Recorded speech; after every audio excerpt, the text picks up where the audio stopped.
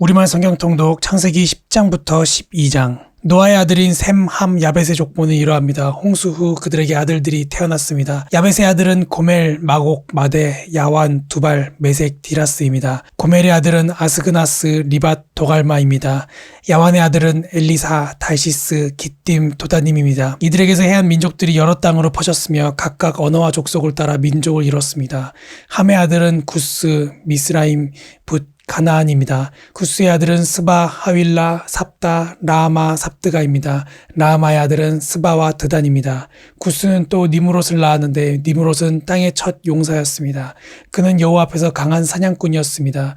니므롯처럼 여호와 앞에 강한 사냥꾼이라는 말도 이 때문에 생겨났습니다. 그의 나라의 시작은 시날 땅에 있는 바벨, 에렉, 아갓, 갈레였습니다. 니므롯은 이 땅에서 아시리아로 나가 니느웨, 르호보딜, 갈라를 세웠고 니느웨와 갈라 사이에 레센을 세웠는데 이것은 큰 성이었습니다. 미스라임은 루딤, 아나밈, 르하빔, 납두임, 바드루심, 가슬루심, 파드루심, 가슬루힘, 갑도림을 낳았는데 블레셋은 가슬루임에게서 나왔습니다. 가나안은 맏아들 시돈과 헷을 낳고 여부스 족속, 아무리 족속, 기르가스 족속, 히위 족속, 알가 족속, 신 족속, 아르와 족속, 스말 족속, 하맛 족속을 낳았습니다. 그 후 가나안의 족속들이 흩어져 나갔습니다. 가나안의 경계는 시돈에서 그랄 쪽으로 가사까지 그리고 소돔, 고모라, 아드마, 스보임과 라사까지였습니다. 이들은 함의 자손들로 종족과 언어에 따라 영토와 민족별로 갈라져 나갔습니다. 셈에게서도 자손이 태어났습니다. 그는 에벨 자손의 조상이었으며 야벳의 형이었습니다. 셈의 아들들은 엘람, 아수르, 아르박삿, 룻, 아람입니다.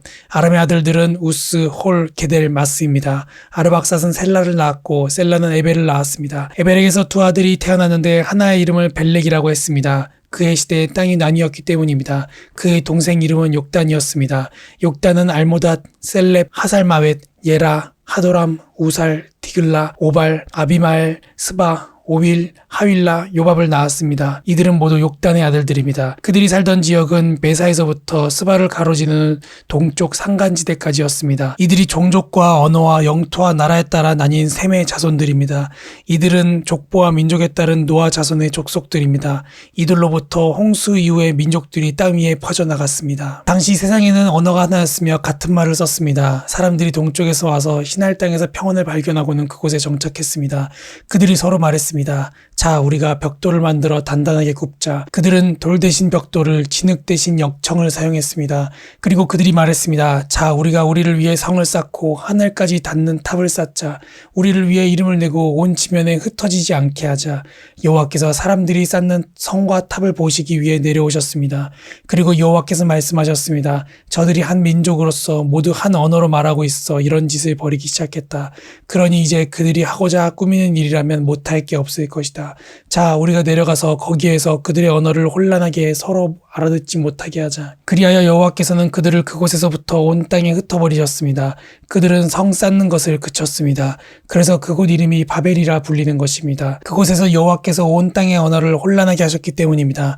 그곳에서 여호와께서 그들을 온 땅에 흩으셨습니다. 셈의 족보는 이러합니다. 셈은 홍수 후 2년 뒤인 100세에 아르박삿을 낳았습니다. 셈은 아르박삿을 낳은 후 500년을 더 살면서 다른 자녀들을 낳았습니다. 아르박삿은 35세에 셀라를 낳았고 셀라를 낳은 후 403년을 더 살면서 다른 자녀들을 낳았습니다. 셀라는 30세에 에벨을 낳았고 에벨을 낳은 후 403년을 더 살면서 다른 자녀들을 낳았습니다. 에벨은 34세에 벨렉을 낳았고 벨렉을 낳은 후 430년을 더 살면서 다른 자녀들을 낳았습니다. 벨렉은 30세에 르우를 낳았고 르우를 낳은 후 209년을 더 살면서 다른 자녀들을 낳았습니다. 르우는 32세에 수룩을 낳았고 수룩을 낳은 후 207년을 더 살면서 다른 자녀들을 낳았습니다. 수룩은 30세에 나홀을 낳았고 나홀을 낳은 후 200년을 더 살면서 다른 자녀들을 낳았습니다. 나홀은 29세에 데라를 낳았고 데라를 낳은 후 119년을 더 살면서 다른 자녀들을 낳았습니다.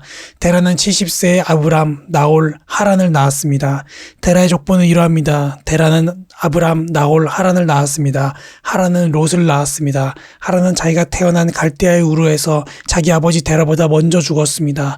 아브람과 나홀은 장가를 갔습니다. 아브람의 아내의 이름은 사레였고 낳았고 나홀의 아내의 이름은 밀가였습니다. 밀가는 하란의 딸이었으며 하란은 밀가와 이스가의 아버지입니다. 사레는 아기를 낳지 못해서 자식이 없었습니다. 데라는 자기 아들인 아브람 그리고 자기 아들 하란의 아들인 손자 롯 그리고 자기 아들 아브람의 아내이자 자기 며느리인 사레를 데리고 함께 갈대아의 우르를 떠나 가나안으로 향했습니다. 그러나 그들은 하란에 이르러 거기에서 살게 됐습니다. 데라는 205세까지 살다가 하란에서 죽었습니다. 여호와께서 아브람에게 말씀하셨습니다. 내 고향, 내 친척, 내 아버지의 집을 떠나 내가 내게 보여주는 땅으로 가거라. 내가 너를 큰 민족으로 만들고 내게 복을 주어 내 이름을 크게 할 것이니 내가 복의 근원이 될 것이다.